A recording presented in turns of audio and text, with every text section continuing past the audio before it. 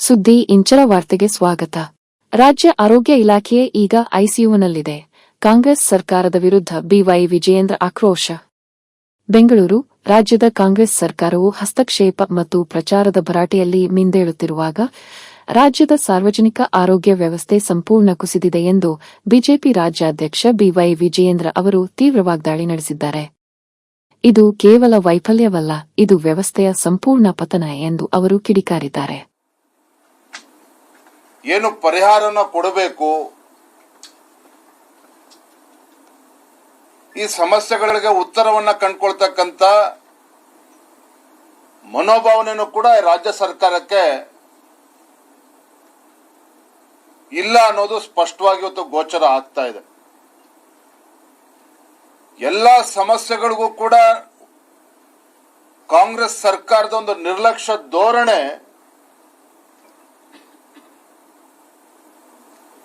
ಇವತ್ತು ನಾಡಿನ ಪ್ರತಿಯೊಬ್ಬರಿಗೂ ಕೂಡ ಚಿಂತೆಗೆ ಈಡು ಮಾಡಿದೆ. ಏನೇ ಸಮಸ್ಯೆಗಳು ಬಂದರೂ ಸಹ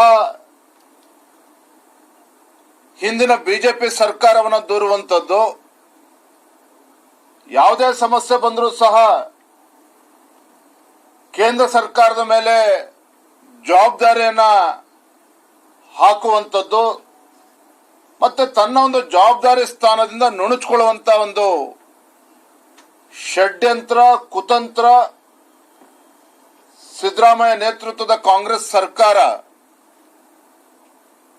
ಕಳೆದ 3 ವರ್ಷಗಳಿಂದ ನಿರಂತರವಾಗಿ ಮಾಡ್ಕೊಂಡು ಬರ್ತಾ ಇದೆ.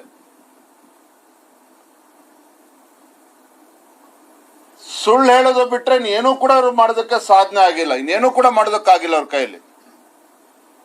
ಬಹುಶಃ ಈ ಕಾಂಗ್ರೆಸ್ ಸರ್ಕಾರದ ಮನೆ ದೇವರೇ ಇವತ್ತು ಸುಳ್ಳಾಗಿರುವಂತದ್ದು, ಸುಳ್ಳೇ ಮನೆ ದೇವರು ಇವತ್ತು ಕಾಂಗ್ರೆಸ್ ಸರ್ಕಾರದ್ದು.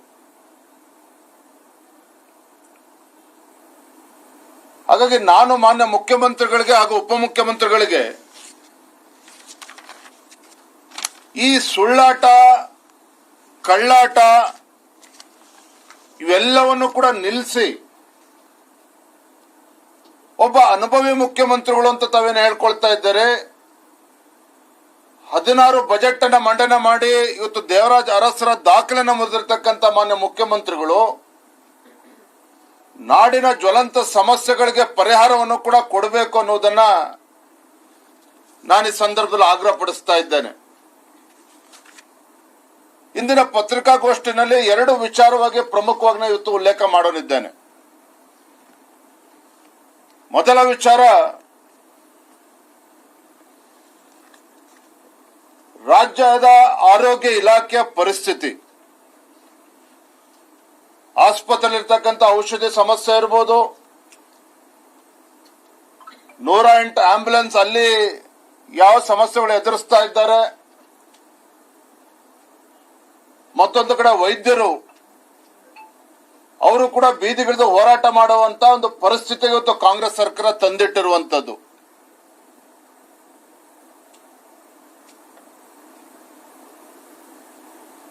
ಸಾವಿರ ದಿನಗಳ ಒಂದು ಸಾಧನಾ ಸಮಾವೇಶ ಮಾಡ್ತಾರೆ ಕಾಂಗ್ರೆಸ್ನವರು, ಮುಖ್ಯಮಂತ್ರಿಗಳು ಉಪಮುಖ್ಯಮಂತ್ರಿಗಳು. ಆದ್ರೆ ಸಮಸ್ಯೆಗಳಿಗೆ ಪರಿಹಾರನ ಕೊಡೋದಕ್ಕೆ ಇವ್ರ ಕಡೆಯಿಂದ ಆಗ್ತಾ ಇಲ್ಲ. ನೋಡಿ, ಒಟ್ಟಾರೆ ಹೊತ್ತು ಇವರ ಬೇಜವಾಬ್ದಾರಿತನದಿಂದ, ಕಾಂಗ್ರೆಸ್ ಸರ್ಕಾರದ ಬೇಜವಾಬ್ದಾರಿ ವರ್ತನೆಯಿಂದ ರಾಜ್ಯದ ಆರೋಗ್ಯ ಇಲಾಖೆ ಇವತ್ತು ಐಸಿಯುನಲ್ಲಿದೆ. ರಾಜ್ಯದ ಆರೋಗ್ಯ ಇಲಾಖೆಯೇ ಇವತ್ತು ಐಸಿಯುನಲ್ಲಿದೆ. ಔಷಧಿ ಕೊರತೆ ಇವತ್ತು ಕಾಡ್ತಾ ಇದೆ. ಇವ್ರು ಮಾಡಿರ್ತಕ್ಕಂಥ ಗನಂಗಾರಿ ಕೆಲಸ ಏನಪ್ಪಾ ಅಂತ ಹೇಳಿದ್ರೆ, ಪ್ರಧಾನಮಂತ್ರಿ ನರೇಂದ್ರ ಮೋದಿಜಿ ಅವರ ಜನಪ್ರಿಯತೆಯನ್ನ ಸಹಿಸಿಕೊಳ್ಳೋದಕ್ಕೆ ಸಾಧ್ಯ ಆಗದೇನೆ ರಾಜ್ಯದಲ್ಲಿ ಇವತ್ತು ಸರ್ಕಾರಿ ಆಸ್ಪತ್ರೆಗಳ ಆವರಣದಲ್ಲಿದ್ದಂತ ಜನೌಷಧಿ ಕೇಂದ್ರವನ್ನ ಮುಚ್ಚಿ ಹಾಕುವಂತ ಷಡ್ಯಂತ್ರ ಮಾಡಿದ್ರು.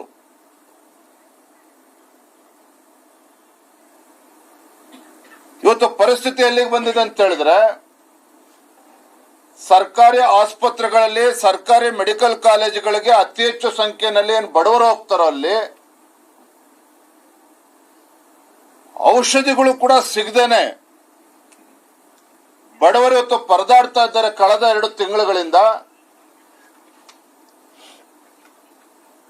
ಅನಿವಾರ್ಯವಾಗಿ ಬಡವರು ಇವತ್ತು ಆಸ್ಪತ್ರೆಯಲ್ಲಿರ್ತಕ್ಕಂಥ ವೈದ್ಯರೇ ಇವತ್ತು ಹೇಳ್ತಾ ಇದ್ದಾರೆ, ಖಾಸಗಿ ಫಾರ್ಮಸಿಗಳಿಗೆ ಅಲ್ಲಿ ಹೋಗಿ ಔಷಧಿನ ಖರೀದಿ ಮಾಡ್ಕೊಳ್ಳಿ ಅಂತ ಹೇಳಿ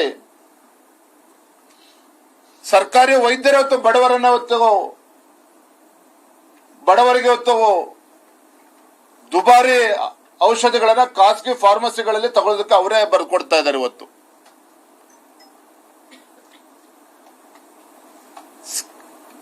ಸ್ಕ್ಯಾನಿಂಗ್ ಸೆಂಟರ್ಗಳು ಇವತ್ತು ಸಿಟಿ ಸ್ಕ್ಯಾನ್ ಮತ್ತೆ MRI ಸೇವೆ ಯಾವ ಸಂಸ್ಥೆಗಳಿಂದ ನೀಡ್ತಾ ಇದ್ದಾವೆ 143 ಕೋಟಿ ರೂಪಾಯಿಗಳನ್ನ ರಾಜ್ಯ ಸರ್ಕಾರ ಬಾಕಿ ಉಳಿಸ್ಕೊಂಡಿದೆ. 143 ಕೋಟಿ ರೂಪಾಯಿಗಳನ್ನ ಬಾಕಿ ಉಳಿಸ್ಕೊಂಡಿದ್ದು ಪರಿಣಾಮ ಏನು? ಗ್ರಾಮೀಣ ಭಾಗದಲ್ಲಿ ಅಥವಾ ನಗರದಲ್ಲಿರ್ತಕ್ಕಂಥ ಬಡವರು ಸಿಟಿ ಸ್ಕ್ಯಾನು MRI ಸೇವೆ ಯಾವುದು ಕೂಡ ಇಲ್ದೇನೆ ಪರದಾಡ್ತಕ್ಕಂಥ ಪರಿಸ್ಥಿತಿ ಇವತ್ತು ನಿರ್ಮಾಣ ಆಗಿದೆ. ಗರ್ಭಿಣಿ ಸ್ತ್ರೀಯರಿಗೂ ಅನಾನುಕೂಲ ಆಗ್ತಾ ಇದೆ, ತೊಂದರೆ ಆಗ್ತಾ ಇದೆ. ಮತ್ತೊಂದು ಕಡೆ ವೈದ್ಯರು ಬೀದಿಗಿಳಿದು ಹೋರಾಟ ಮಾಡುವಂತ ಪರಿಸ್ಥಿತಿ ನಿರ್ಮಾಣ ಮಾಡಿದ್ದಾರೆ ಅಂತ ಹೇಳಿದ್ರೆ ಈ ರಾಜ್ಯ ಸರ್ಕಾರಕ್ಕೆ ಏನಾದ್ರೂ ಮಾನ ಮರ್ಯಾದೆ ಇದೆಯಾ? ಇದು ರಾಜ್ಯದ ಜನ ಇವತ್ತು ಕೇಳ್ತಾ ಇದ್ದಾರೆ.